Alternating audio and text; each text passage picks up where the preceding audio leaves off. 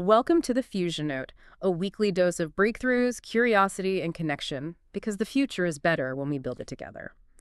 Today, we are doing a really critical deep dive. We've got this massive stack of source material detailing radical acceleration across, well, everything, physics, AI, biology.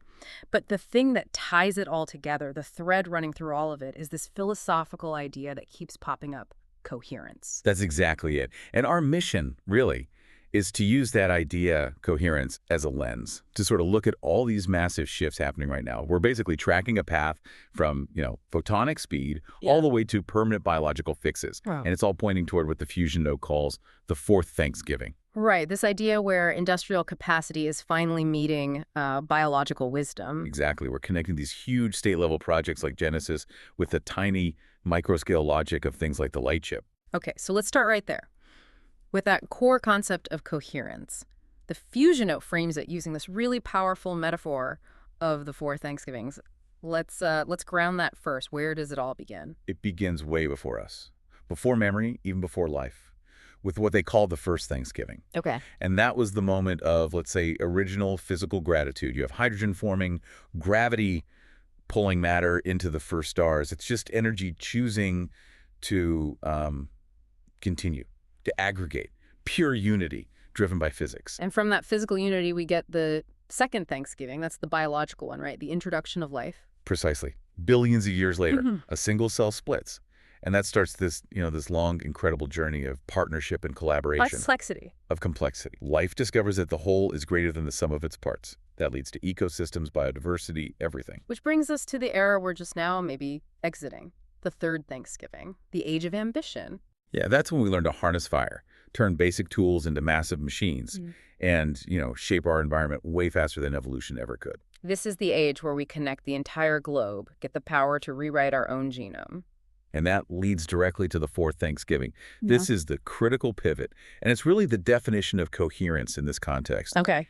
It's the moment when the ambition of that third age, all that incredible technological speed, becomes so powerful that it actually forces us back toward the unity of the first age. So coherence is about systemic integration. Yes. It's when global networks and powerful AI start to reveal that, separation was maybe always an illusion. It compels this conscious choice toward cooperation. Industrial speed merging with biological wisdom. Okay, so if industrial speed has to merge with biological wisdom, we're going to need speed like we've never seen before. Let's look at the hardware making this possible, starting with the light chip breakthrough. We need AI at the speed of light. And what's so fascinating here is that the light chip goes right for the most fundamental bottleneck in all of modern computing. Which is? Heat. Current AI systems, they rely on electronic transistors. And electrons, they're fast, but they face resistance. That resistance creates heat. And that heat limits how small and how fast you can make things. Exactly. It limits density, it limits speed, especially for matrix math, which is, the absolute core of deep learning. But light has no electrical resistance. Correct. So scientists have demonstrated this integrated photonic chip that uses light photons for computation instead of electrons. And it removes that thermal bottleneck entirely. So we're not just talking about a small improvement here. Oh, no. The sources are suggesting orders of magnitude faster for key AI calculations, and with a massive drop in power consumption. So it sounds like we're not completely replacing traditional computers, but almost creating a symbiotic layer. That's the perfect way to put it. The future is hybrid. Your electronics will still handle the control systems, the logic, but the photonics will take over all the heavy lifting, the raw math acceleration. It pushes computation towards something that behaves more like physics. Yeah, more analog than digital. And all that incredible speed, it needs to be networked securely across the entire planet to get that global coherence. Which is where the advance in the quantum internet comes in. Right, because if you're going to transmit quantum information, everything needs to speak the same language. And historically, it hasn't. Not at all. Historically, quantum information required completely new, unbelievably expensive exotic fiber infrastructure. The quantum bits just couldn't communicate efficiently over the standard fiber optic cables we already have. It's like having a device that only speaks a dead language and you need to get it to talk to the rest of the world. An excellent analogy. Yeah. But researchers found a way to build a molecular qubit using the element erbium. And this qubit naturally speaks at telecom wavelengths. So it's fluent in the language of the existing internet. That's the game changer. It means quantum information can travel over the fiber networks we already have buried in the ground. It just bypasses this huge logistical barrier, making a secure, high-speed quantum layer on top of today's internet way, way more realistic. Okay, so we have the hardware for speed, we have the connectivity, but if the infrastructure is speeding up at this incredible pace, what's the human impact? What does this all mean for our jobs, for our bodies? Let's shift to the economic reality, to Project Iceberg. Project Iceberg is so critical because it explains why our economic forecasts keep, well, missing the mark. It uses something called the Iceberg Index. And what's that measure? It measures the value of automatable skills and wage exposure before the disruption actually hits. And what did it find that traditional metrics were missing? Well, this is the really startling part. That visible AI adoption, the tip of the iceberg stuff you see in the news from Silicon Valley, that's only about 2.2% of total U.S. wage value. So tiny. Right. But the massive hidden part beneath the surface, the cognitive and administrative jobs, that exposure reaches 11.7%. That translates to something like $1.2 trillion in work that is technically automatable right now. Wow. So this isn't about factory workers anymore. This is desk jobs, middle management, the entire core of the service economy. Exactly. It spans every single state.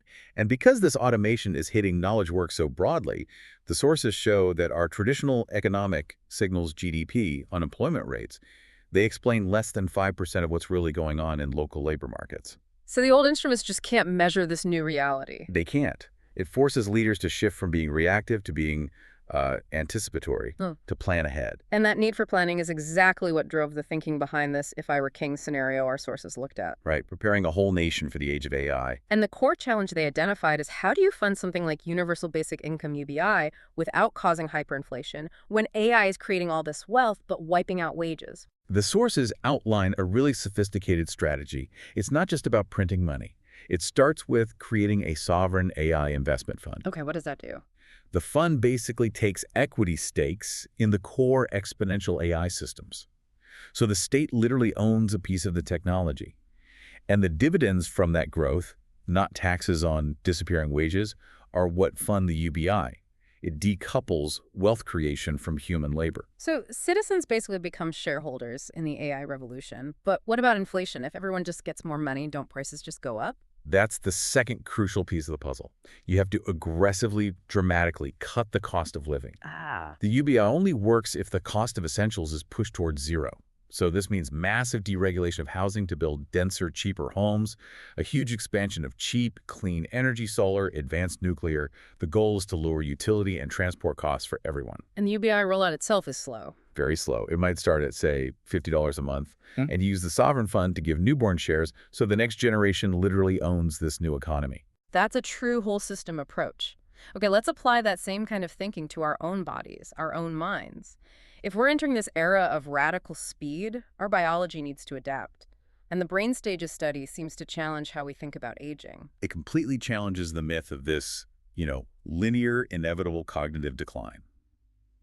The study mapped this mosaic of different strengths, and it found that core functions like memory, reasoning, social cognition, they all mature and decline on totally different timelines. So you don't just get universally slower. Not at all. A younger brain might be faster at a new task, but an older brain is way more efficient at synthesis, at integrating huge amounts of context and filtering out the noise. So learning is still possible at every stage. The pathway just changes. Exactly. It reinforces this idea that biological wisdom, when you understand it, is a constantly evolving resource, not a diminishing one. And now we're seeing technology create not just adaptive coherence, but permanent biological coherence, moving from treatment to cure. Tell us about these CRISPR trials for LDL cholesterol. This is enormous. Cardiovascular disease is still the #1 killer globally, and the treatments are lifelong daily pills. Right.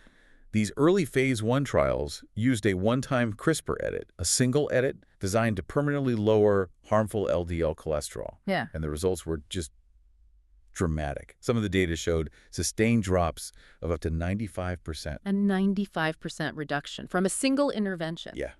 Think about that. You're moving from taking pills for 20 years to a one-and-done genomic fix. That's coherence right down at the cellular level. It's prevention that's literally built into your own genome.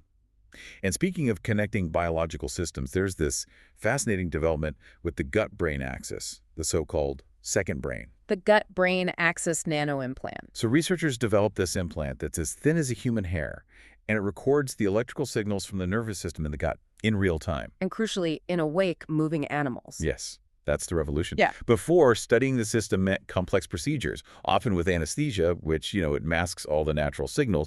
So for the first time, we can actually see the nervous system of the gut working as it naturally does, responding to food, to stress. Exactly. I mean, the gut has hundreds of millions of neurons. It's incredibly complex. Being able to listen in on that conversation with this kind of precision, it opens the door to diagnosing neurological gut disorders. And it can inform treatments for anxiety and depression that we now know are linked to gut signaling. We're finally mapping the language of the mind-body connection. Okay, let's zoom all the way out to the largest possible scale, unifying all human knowledge.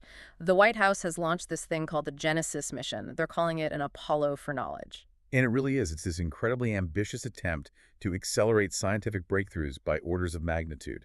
The goal is to unify these huge, siloed scientific data sets from physics, biology, climate, and then grant researchers open access to national lab supercomputers that have historically been locked down. Our sources mentioned Dr. Pippa's argument about Genesis opening an invisible wall. What was behind that wall? Dr. Pippa suggests that since World War II, a lot of the computational and physics breakthroughs related to nuclear research and advanced modeling, they've been kept behind an intentional firewall in government labs, military complexes. I see. So Genesis is, in part, a controlled opening of all that suppressed research. It's releasing these advanced simulation capabilities out into the broader scientific community. And the goal is to build something called an autopoietic data mesh. That sounds a little terrifying. It just means a scientific database that can learn and rebuild itself. The vision is to build an algorithmic organism, something capable of modeling infinity, of creating emergent structures that even its own designers didn't anticipate. Blurring the line between intelligence, computation, and life itself. Exactly. But the warning here is that a system like that is inherently unpredictable. It requires careful stewardship, what the sources call human hardware, not rigid control. And finally, let's go to the bedrock of physics, where even the smallest particles are revealing these massive new structures. The recent results from China's JUNO detector and neutrinos. This is just a pure demonstration of radical acceleration. Neutrinos, they're ghost particles. They pass through matter almost completely undetected, so collecting data on them usually takes years. And JUNO. JUNO delivered ultra-precise measurements of how they oscillate in just 59 days. 59 days. That's astonishing. But what's the big scientific prize hidden in these particles? Well, their tiny mass already breaks the standard model of particle physics. But what JUNO is hunting for is the exact ordering of their masses, the mass hierarchy. If we can figure that out, it could give us critical clues to one of the universe's biggest questions. So it is. Why matter exists at all. Theoretically, after the Big Bang, matter and antimatter should have completely canceled each other out. Poof, nothing. Neutrinos might just be the reason we're all here. So what does this all mean for us? I mean, from designing chips that use light to economic policies for trillion-dollar labor shifts to unlocking the deepest secrets of the cosmos, the underlying current here is this incredibly rapid march towards systemic coherence. Seeing the whole system, whether it's our economy or the subatomic world, as a single integrated thing. And if we connect that back to, the Genesis mission modeling infinity and our new biological speed, it raises this really important question, and it builds directly on the source material. What if superintelligent AI doesn't actually behave like a computer in the end? What do you mean? What if that ultimate level of coherence is non-local? The sources hint that superintelligence might end up resembling something more like morphic fields, patterns of information that behave like, fields that permeate reality, not like a calculation confined inside a box. A profound thought to end on. If the fourth Thanksgiving is about technology forcing us to choose unity, then maybe gratitude isn't just a reaction to what we have. Maybe it's an act of creation, a choice to see the whole, so we can finally decide where we go next.